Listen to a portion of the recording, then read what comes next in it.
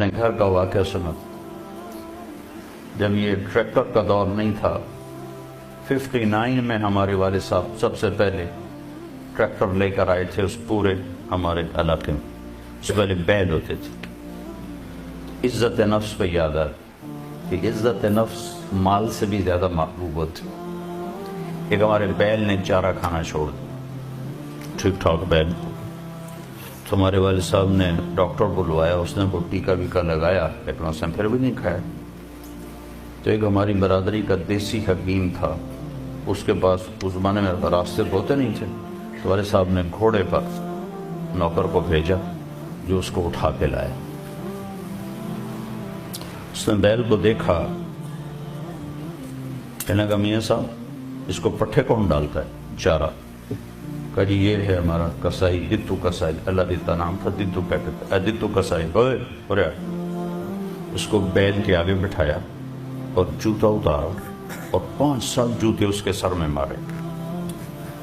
پھر کہنے لگا اب چارہ ڈالو. جب چارہ ڈالا تو وہ بیل کھانے لگا. یہ میرے گھر کا واقعہ ہے، کوئی سنایا نہیں.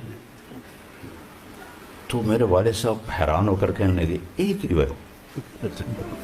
کہا جی میں نے اس کو چیک کر لیا تھا، اس کو کچھ نہیں تھا. یہ آپ کے نوکر نے اس کو کہیں کوئی ڈنڈا سوٹا مارا ہے، تو وہ غصہ کر گیا تھا کہ میں اس سے کیسے بدلا دوں. تو اس نے غصے میں کھانا چھوڑ دیا کہ میری عزت کو اس نے خراب کیا. اب اس کی آنکھوں کے سامنے 2-4 جوتے میں نے مارے تو وہ خوش ہو گیا. دو وقت کھائے.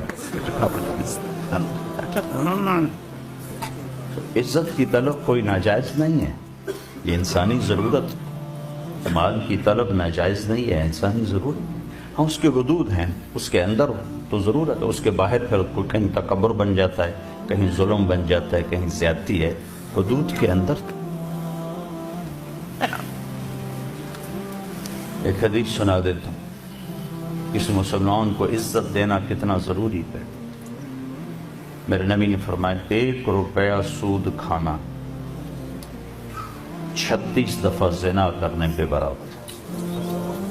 1 روپیہ یعنی 1 پاؤنڈ سود کھانا 36 دفعہ زنا کرنے کے برابر تھا. اس کے بعد آپ نے فرمایا اور تمہیں بتاؤں سب سے بڑا سود کیا ہے؟ جب 1 پاؤنڈ کا سود 36 دفعہ زنا کے برابر ہے تو آپ نے فرمایا اب تمہیں بتاؤں سب سے بڑا سود کیا ہے؟ الاستطالۃ فی عرض المسلم، مسلمان کو بعزت کرنا سب سے بڑا سود.